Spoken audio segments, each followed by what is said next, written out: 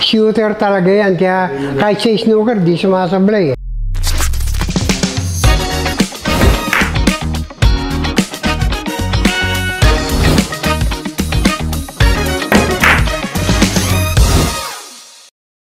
Alam mo yung kalakasin yan, dati naming katim yan sa paglalaro ng mga SEA Games, kasama dyan sa mga team namin sa paglalaro. Ang laro talaga niyan ay snooker dati. Pero nung magkaroon ng 2004, sumali siya ng World Pool Championship. Agulat ako dito pa sa pool, ang galing na pala. Tinuturuan pa nga niya ako pagka may mga tiran, kung may mali akong tira. Kaya marami na rin siyang alam ngayon sa tiran.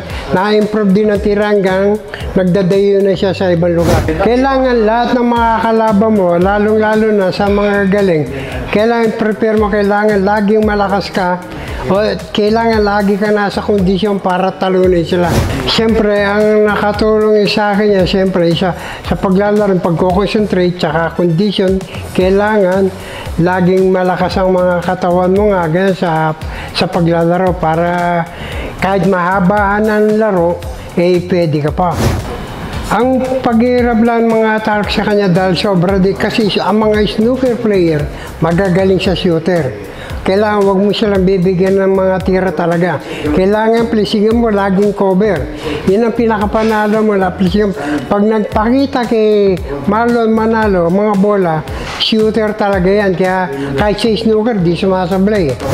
Yung natutunan ko sa kanya, yung sa mga tira ng malalayo, kung gaano mga kalakas, dahil alam nila yung pulsyon nila, magaganda. Siyempre, ginagaya ko lang niya, pinupulot ko sila. Kahit na nga yung mga hindi marunong, ginagaya ko rin sila kung pagka nagpa-practice ako .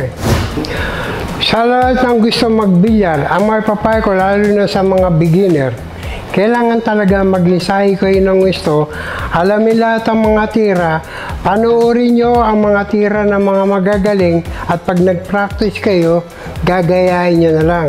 Kung kayo naman yung mga bata pa, kung kailangan yung gumaling at bilyar, kailangan muna yung pag-aaral muna ninyo, tapusin ninyo, bago yung bilyar. Kasi ang pag-aaralan ninyo, yan ang makakatulong sa inyo habang buhay. At ngayon, pagka okay na gusto nyo maglaro, pag-practice din kayo gusto, kailangan kondisyon kayo, kailangan wag gagamit ng mga masamang gamot. Hello! This is Efrem Bata Reyes, Mansion Sports Ambassador. Follow Mansion Sports now for more news and updates.